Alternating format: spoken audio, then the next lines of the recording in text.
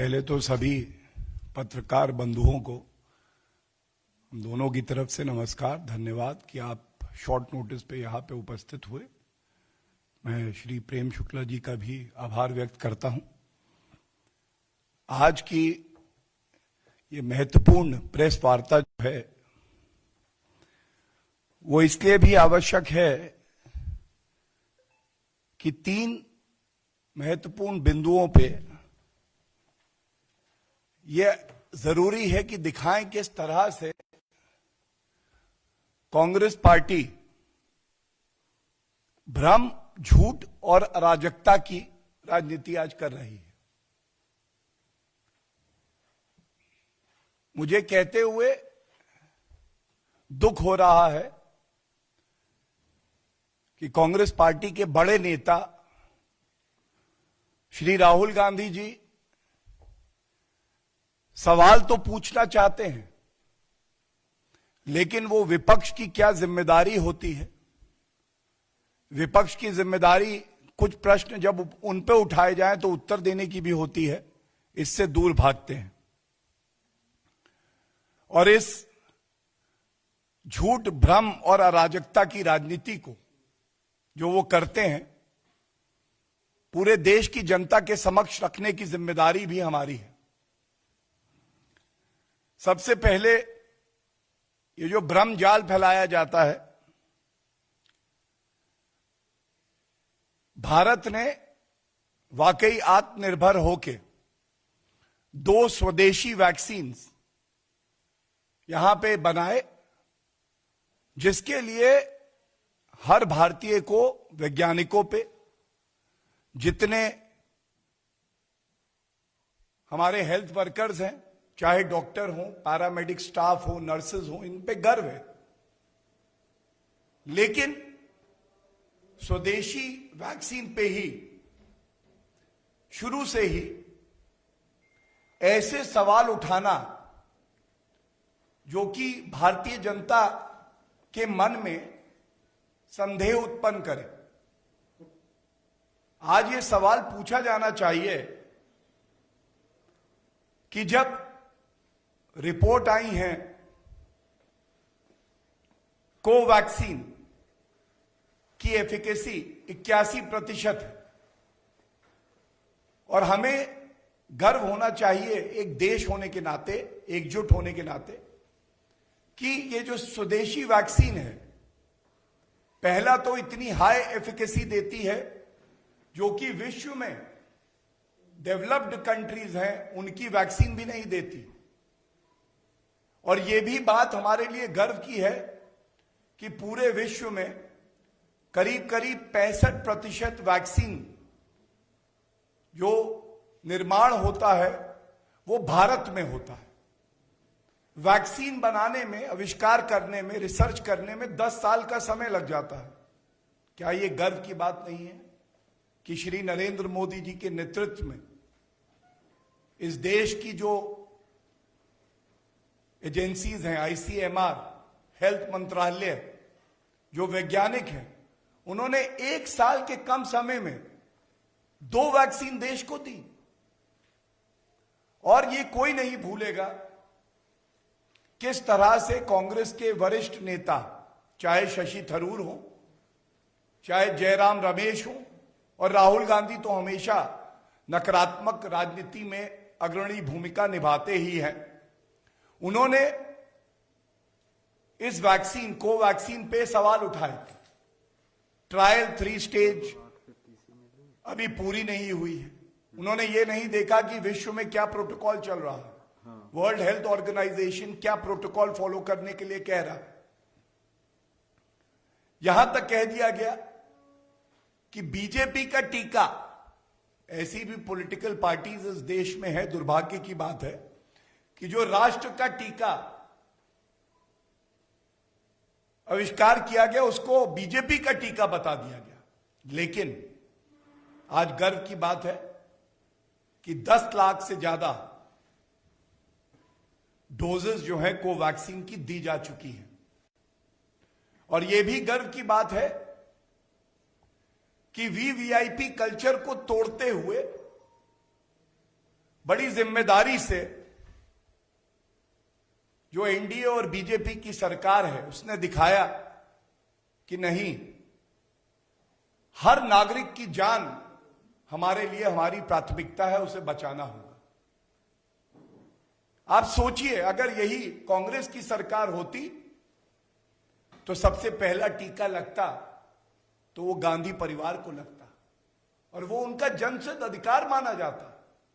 फिर कांग्रेस के वर्कर आते सिफारिशी लेटर लेके, उनको लगता। लेकिन हमारे लिए गर्व की बात है कि जो टीके लगे पहली ड्राइव में, वो सबसे पहले कोविड वॉरियर्स को लगे। उनका प्रोटेक्शन होना चाहिए। उन्होंने अपनी जान पे खेल के इस देश का सर ऊंचा किया और उसके बाद हमारे देश के आदरणीय प्रधानमंत्री जी ने यह टीका लगवाया और वीवीआईपी कल्चर का अंत है, इसका संदेश भी दिया। इसका भी संदेश दिया कि यह वैक्सीन सही मायने में दिखाती है कि भारत आत्मनिर्भर हो चुका है। स्वदेशी वैक्सीन था।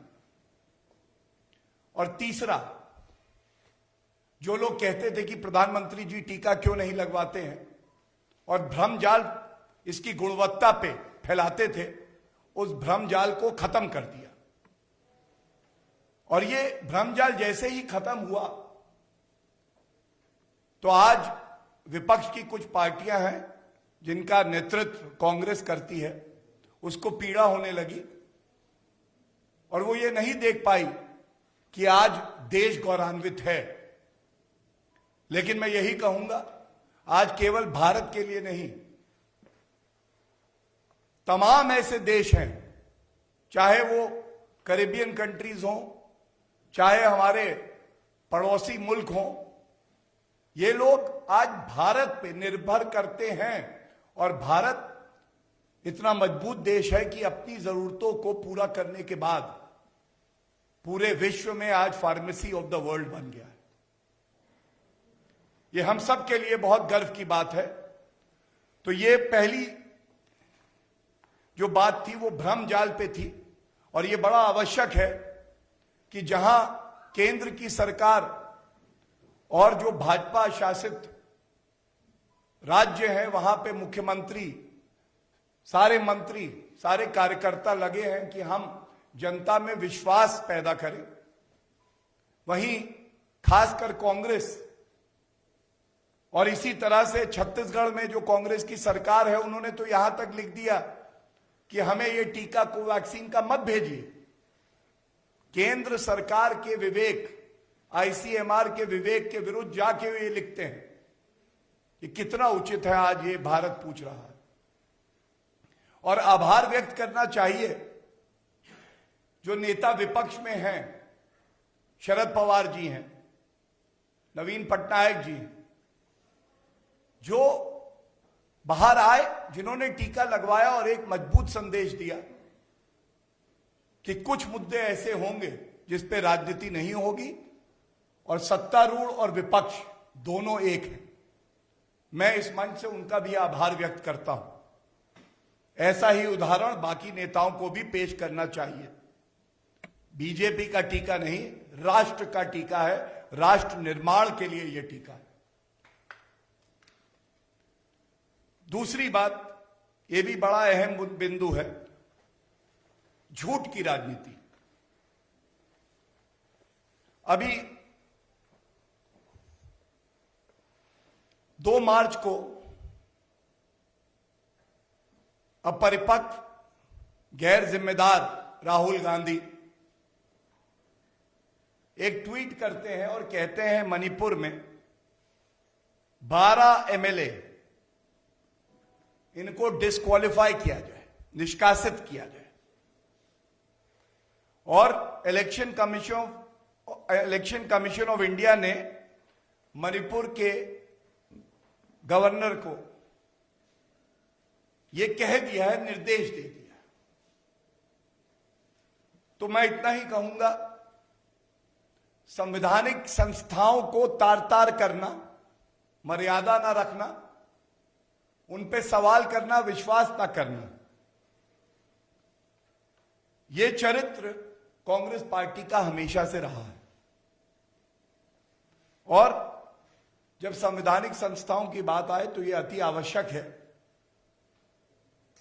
कि संवैधानिक संस्थाओं के वक्तव्य को पूरा आदर मिलना चाहिए। इलेक्शन कमीशन ऑफ इंडिया ने जो वक्तव्य और ट्वीट राहुल गांधी ने किया है, इसका खंडन करते हुए एक बड़ी महत्वपूर्ण बात कही है। और यह महत्वपूर्ण बात पूरे देश में मीडिया के माध्यम से जानी चाहिए। उन्होंने बिल्कुल स्पष्ट कहा है, the election commission of India never discusses a privileged communication. Election commission of India की प्रवक्ता ने कहा,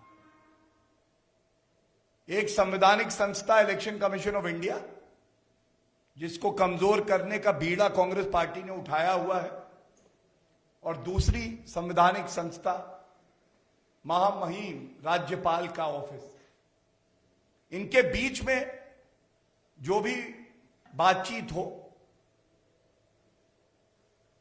पत्रों का आदान प्रदान जो भी दिया जाए, उसको पब्लिक डोमेन में बिना ये जाने कि सत्य क्या है, ये कितना उचित है। और इसी तरह कुछ दिन पहले जब इलेक्शन कमीशन ऑफ इंडिया ने चुनाव घोषित किए 4 राज्य और 1 यूनियन टेरिटरी के, तो भी कई विपक्षी दल हैं जो बौखला के बोले, ऐसा क्यों किया? इलेक्शन कमीशन ऑफ इंडिया कोई और चलाता है। मैं वो पूरा बयान भी नहीं बोलना चाहता, क्योंकि वो मर्यादित नहीं होगा। हमारे देश का इलेक्शन कमीशन ऑफ इंडिया एक संवैधानिक संस्था है जो निष्पक्ष है। सर्वोच्च न्यायालय ने भी यही कहा है। और जो इलेक्शन कंडक्ट कराने की बात आती है, उसकी सुपरिटेंडेंस की बात आती है, तो इस तरह की हल्की टिप्पणियां हमारे लोकतंत्र को कमजोर करती हैं। पश्चिम बंगाल के चुनाव में 8 दौर के मतदान होंगे, ये तय करने का क्षेत्र अधिकार केवल इलेक्शन कमीशन ऑफ इंडिया को। इलेक्शन जीत जाओ तो ईवीएम के बल्ले बल्ले, अगर हार जाओ तो ईवीएम खराब। ये दोहरा चरित्र, ये झूठ की राजनीति आखिर कब तक करो? जो तीसरा मुद्दा है, यह भी बहुत अहम है और इसको कहेंगे अराजकता की राजनीति। अराजकता की राजनीति मैं इसलिए कहता हूं कि इनकम टैक्स डिपार्टमेंट हमारे देश का अपना कार्य कर रहा है,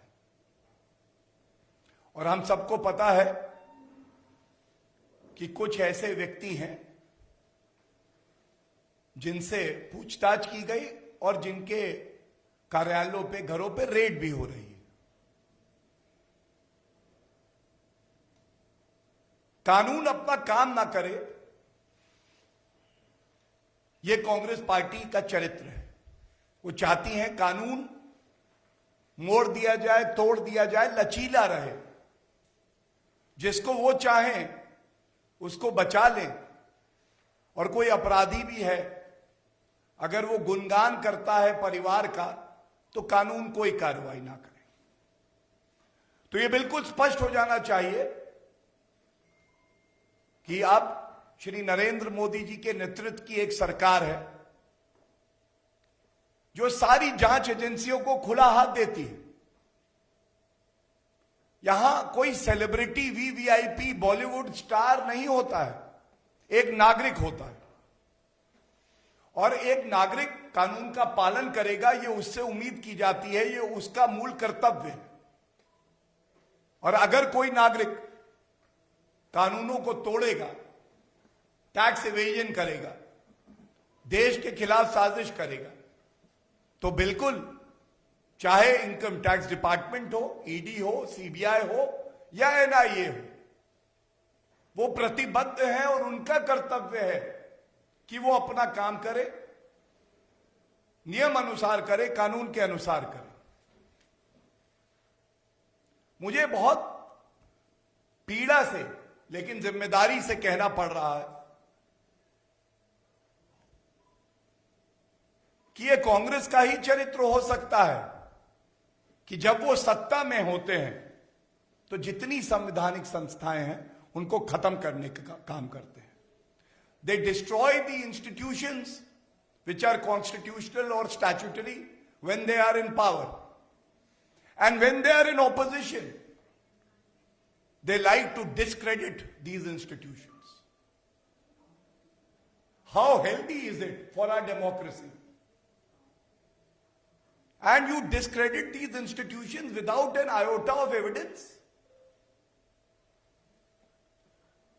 हम लोग कभी भूल सकते हैं कि सीबीआई को सत्तारूढ़ और विपक्ष क्या कहता है, मैं उस पर नहीं जाऊंगा। सर्वोच्च न्यायालय उसने कहा था कि कांग्रेस पार्टी और यूपीए में पिंजरे का तोता बना दिया इन्होंने कोलगेट स्कैम में। और आज जब निष्पक्ष होके पूरी निर्भीकता से वो पिंजरे का तोता एक बाज बन गया है, भ्रष्टाचारियों को काट रहा है, तो इनको दर्द हो रहा है। और मुहावरों का बड़ा शौक उठा है आजकल राहुल गांधी जी को। तो मैं उनसे इतना ही कहूंगा, ये सब जो आरोपी हैं ये सब एक ही थाली के चट्टे बट्टे। राहुल गांधी खुद भ्रष्टाचार के मामले में बेल में बाहर है। सोनिया गांधी जी अध्यक्षा है, वो खुद बेल पे बाहर है भ्रष्टाचार के मामले पे। और जैसा भारतीय जनता पार्टी के वरिष्ठ नेता और मंत्री श्री प्रकाश जावड़ेकर जी ने भी कहा है, 100 चूहे खा के बिल्ली चली हज को। एक ईमानदार सरकार को, जो कि एजेंसियों को अपना काम करने दे रही है, अब कांग्रेस पार्टी बताएगी कि CBI, ED, income tax department कैसे अपना काम करे। और सबसे महत्वपूर्ण बात जो है, सवाल पूछने का बड़ा शौक है राहुल गांधी जी आपको। हमारी पार्टी के राष्ट्रीय अध्यक्ष श्री जेपी नड्डा जी ने जब आपसे सवाल पूछे थे तो आप ऐसे गायब हो गए थे जैसे गधे के सर से सींग। जब अच्छा लगे तो सवाल पूछो, और जब कोई आपसे सवाल पूछे तो भाग खड़े हो, गायब हो जाओ। आप कहते हैं बात करनी चाहिए। भारतीय जनता पार्टी के राष्ट्र प्रवक्ता यहां आके आपकी हर बात का उत्तर दे रहे हैं। लोकतंत्र मजबूत तभी हो सकता है कि आप प्रश्न पूछे और हम उत्तर दें, और जनता तय करेगी किसकी बात में दम है, कौन ईमानदारी से सेवा कर रहा है। लेकिन आपसे जब हमारी पार्टी के राष्ट्रीय अध्यक्ष ने सवाल पूछे तो आपने उत्तर नहीं दिया। डिफेंस कमेटी की जो मीटिंग होती है, जिसके आप सदस्य हैं, आप क्यों नहीं जाते? रॉबर्ट वाड्रा, जिन्होंने किसानों की जमीन हड़प ली और न्यायालय के आदेश के बाद सीबीआई जांच चल रही है, चाहे बीकानेर में हो चाहे हम हरियाणा में देखें, आप उस पर कभी बात क्यों नहीं करते? नेशनल हेराल्ड केस पे कभी हिम्मत तो दिखाइए, बात तो करिए। सरकारी जमीनों का घोटाला करके अपनी निजी संपत्ति खड़ी कर रहे हैं, ये कितना उचित है? देश की जनता पूछती है राहुल गांधी जी, वो जो एमओयू किया आपने एक विदेशी ताकत से, उसको सार्वजनिक करेंगे कि नहीं? वो निरस्त हुआ कि नहीं? और लोग तो कहते हैं आपने रिश्वत भी ली। पार्टी चलाने के लिए। क्यों किया ऐसा? और एक सवाल हम नहीं पूछते भाई, लोकतंत्र लोकतंत्र बातचीत होना बड़ा अच्छा है, संवाद बिल्कुल है। ये G23 आप ही के वरिष्ठ नेता आनंद शर्मा जी, गुलाम नबी आजाद जी, कपिल सिब्बल जी एक प्रश्न पूछ रहे हैं। ये ISF जो इंडियन सेक्युलर फ्रंट है, जिसके मौलाना कहते हैं या अल्लाह मेरी दुआ कबूल करो, 50 करोड़ हिंदुओं को मार दो, ऐसा वायरस है। उसके साथ जब कांग्रेस पार्टी समझौते की बात करती है तो ये पंथ निरपेक्षता ही है ना? ये जरूर हमें बताइएगा। क्या पंथ निरपेक्षता का मतलब अब यह है कि आप एक धर्म विशेष के साथ जुड़े और दूसरे धर्म विशेष के जो नागरिक हैं उनको आप द्वितीय श्रेणी का नागरिक बना दें? यह सवाल हर नागरिक पूछ रहा है और हमारे प्रश्नों का उत्तर आपके पास नहीं होगा, लेकिन यह यकीन है कि अगर आप वाकई लोकतंत्र में विश्वास रखते हैं तो जो आपकी पार्टी के वरिष्ठ नेता कह रहे हैं उस पर आप उत्तर जरूर देंगे। और अंत इस बात से करना चाहता हूं, हर चीज में विरोध विरोध विरोध। देश के लिए कुछ अच्छा है, अनुच्छेद 370 संशोधन विरोध, ट्रिपल तलाक का कानून लाया, महिलाओं को सम्मान दिलाया विरोध, CA का विरोध, वन रैंक वन पेंशन अच्छी लागू नहीं करी। कभी सोचिएगा, चिंतन करिएगा, कांग्रेस पार्टी को भी चिंतन करना चाहिए और यह चुनौती भी है आपको। 7 साल की सरकार भारतीय जनता पार्टी की है, केवल 7 मुद्दे बता दीजिएगा जिसपे आप साथ खड़े रहे सरकार के और आपने कहा कि हम इसलिए साथ हैं क्योंकि ये कार्य देश हित में है और हम विपक्ष में हैं तो क्या हुआ, हम इस देश को मजबूत करना चाहते हैं। 7 मुद्दे नहीं मिलेंगे, रोड़े लटकाए आपने, रोड़े लटकाए, व्यवधान पैदा किए, लेकिन ये इच्छा शक्ति ही थी हमारे देश के प्रधानमंत्री जी की, सरकारों की, जिन्होंने सुनिश्चित किया कि अगर देश हित में कुछ है तो उसको रुकने नहीं देंगे। भारत मां का शीश हम झुकने नहीं देंगे। और इसीलिए ये जो झूठ, भ्रम और अराजकता की राजनीति है, इसका अंत होना चाहिए। आपने कुछ गैर जिम्मेदाराना प्रश्न पूछे, हमने उसका उत्तर दिया, हमने भी कुछ प्रश्न पूछे। अगर आपको लगे कि लोकतंत्र में आपको उत्तर देना बनता है तो इन बातों का उत्तर जरूर दीजिएगा। धन्यवाद। कोई प्रश्न हो तो।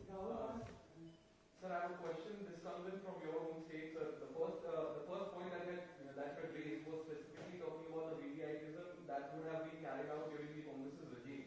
But from Karnataka, it seems that your own health minister had called the health officers at his own home in order to get vaccinated. It's a clear-cut case of VVIPism that has come before, and this comes as a part of the reply that has been given by the health officers who had actually administered vaccine at BC Patil's home. So how do you respond to that? If I am giving you the example of the tallest leader, not just in the country but in the world, respected by all, who is setting an example, Shri Narendra Modi ji, that defines the policy, the character and the thinking of the Bharatiya Janata Party as well as the government. And if there is an example that has been set and any person violates that, that is not acceptable. But yet I would say that the facts, the circumstances need to be known, and therefore, in principle, I will say Bharatiya Janata Party is a party that has workers that will always abide with the principles enshrined in the philosophy of our party that are set out by the leaders of the party. And the best example is that even the Prime Minister waited for the first phase of the vaccination drive to get over before he got inoculated. Thank you. Anybody else? सर, अनुराग कश्यप पर जिस तरीके से आयकर विभाग की कार्रवाई हुई है, उसको कहा जा रहा है कि कृषि आंदोलनों का कृषि कानूनों का लगातार विरोध करते रहे हैं। साथ ही एक बड़ी वजह है कि आयकर विभाग उन पर लगातार कार्रवाई कर रहा है। देखिए, मैं आपका आभारी हूं कि आपने ये प्रश्न पूछा। मैं आपको जो तथ्य रखने जा रहा हूं ये बड़ी महत्वपूर्ण है और मेरी आपसे विनती है, गुजारिश है, इसको जरूर लिखिएगा, इसको जरूर आप दिखाइएगा। मैंने अभी शुरुआत करी कह के कि हर कोई संविधान की नजर में, कानून की नजर में बराबर है, कोई वीवीआईपी नहीं है यहां पे। लेकिन बार बार एक बात उठाई जाती है कि इनको पॉलिटिकल वेंडेटा की वजह से, राजनीतिक विद्वेष की वजह से टारगेट किया जा रहा है। अब मैं आपको कुछ उदाहरण दे रहा हूं। सबसे पहले तो कोई भी नागरिक हो, XYZ, मैं नाम भी उनका नहीं इसलिए ले रहा हूं क्योंकि कोई वीवीआईपी नहीं होता है कि अगर आप टैक्स इवेजन करें, जांच चले तो आप कहें कि जांच ना हो। दूसरी बात, जिन व्यक्तियों के आप नाम ले रहे हैं उनमें से एक के पुराने ट्वीट निकालिएगा। आलोचना चल रही है सालों से, आलोचना का अधिकार है, तो तब क्यों नहीं उन पे जांच हुई? और अब अगर जांच हो रही है तो आप बिना तथ्यों के कह दें कि राजनीतिक आलोचना की वजह से जांच चल रही है। तो मैं आपको अब उदाहरण दे रहा हूं और ये जरूर लिखिएगा। वरावरा राव, ये अगस्त 2018 में गिरफ्तार हुए, बहुत हंगामा हुआ, इनकी गिरफ्तारी गलत है, पॉलिटिकल वेंडेटा है। आपको मालूम है 30 महीने जेल में रहे। अब इनको बेल मिली है और बेल इसलिए नहीं मिली कि जो जांच एजेंसियां हैं जिन्होंने गिरफ्तार किया है उन्होंने गिरफ्तार गलत किया है या साक्ष्य नहीं प्रस्तुत किए, इसलिए मिली है क्योंकि ये गुहार लगाई गई कि वृद्ध व्यक्ति हैं, इनकी सेहत ठीक नहीं है, इनको ट्रीटमेंट की आवश्यकता है और इसलिए बेल दे दी जाए। तो पहला उदाहरण। दूसरा, शर्जील इमाम देश को टुकड़े टुकड़े करना चाहते हैं, असम को अलग करेंगे, नॉर्थ ईस्ट को अलग करेंगे। इनकी गिरफ्तारी भी हुई जनवरी 2020 में। 14 महीने बेल क्यों नहीं मिली ये कोई नहीं बता पा रहा। भाई, भजन लाल का केस है संवैधानिक पीठ का, सर्वोच्च न्यायालय का, 7 ग्राउंड्स देता है वो कब जो है एफआईआर और चार्जशीट क्वॉश हो सकती है। उसमें एक पॉलिटिकल वेंडेटा भी ग्राउंड है। अगर टीवी स्टूडियो पे आके अगर पॉलिटिकल पार्टी के हेडक्वार्टर से चिल्लाते हो कि ये पॉलिटिकल वेंडेटा है, एक उदाहरण तो दो जहां पे चार्जशीट और एफआईआर क्वॉश हो गई हो। सुधा भारद्वाज, इनकी गिरफ्तारी भी अगस्त 2018 में हुई। और आपको मैं ये बताना चाहता हूं, सर्वोच्च न्यायालय की अगर राय है उससे ऊपर तो किसी की राय नहीं हो सकती है जुडिशियल फील्ड। 24 सितंबर 2020 सर्वोच्च न्यायालय ने इनकी बेल एप्लीकेशन को भी खारिज कर दिया। मतलब केस को खत्म करना तो दूर, बेल भी नहीं दी। और इनके केस में भी कहा जा रहा था कि यह पॉलिटिकल वेंडेटा का मामला है। और अंत ऐसे तमाम उदाहरण मैं दे सकता हूं, लेकिन एक और उदाहरण दे देता हूं। एक गैंग है हमारे देश में जो कानून में विश्वास नहीं रखता है। उनका मकसद है लोकतंत्र खतरे में है। अरे, अभिव्यक्ति की आजादी का क्या होगा? अभिव्यक्ति की आजादी एब्सोल्यूट नहीं है। संविधान में लिखा है कि कब उस पर रेस्ट्रिक्शन लगाए जा सकते हैं। तो मैं पूछता हूं, उमर खालिद 14 सितंबर 2020 दिल्ली के दंगों में भड़काऊ भाषण देने के लिए गिरफ्तार हुए। सितंबर से मार्च 5 महीने तो हो ही गए। आप मुझे बताइए कि इनको किसी भी न्यायालय ने कोई रिलीफ क्यों नहीं दिया? और इसीलिए मैं आपका आभारी हूं कि आपने ये बात उठाई। ये जान लीजिए कि वो दिन जब वीवीआईपी कल्चर होता था, जब कानून को तोड़ मरोड़ के व्यक्ति का चेहरा दिखाओ तो कानून बताएंगे, वो दिन अब खत्म हो गए। मैं अपनी एक तो इसीलिए ये जो 4 उदाहरण प्रस्तुत किए हैं, ये इसीलिए किए हैं कि जांच एजेंसियां अपना काम करती हैं और उसका जो एक्शन होता है वो न्यायालय में तय होता है, उचित है नहीं उचित है, और कई बार अंतरिम आदेश भी होते हैं।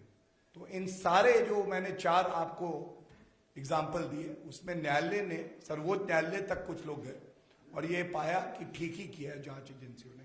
जो आपने बात कही मैं उस पर भी आ जाऊंगा। देखिए, सबसे पहले तो आपने वो मुद्दा उठाया दिशा रवि का, मैं धन्यवाद देता हूं।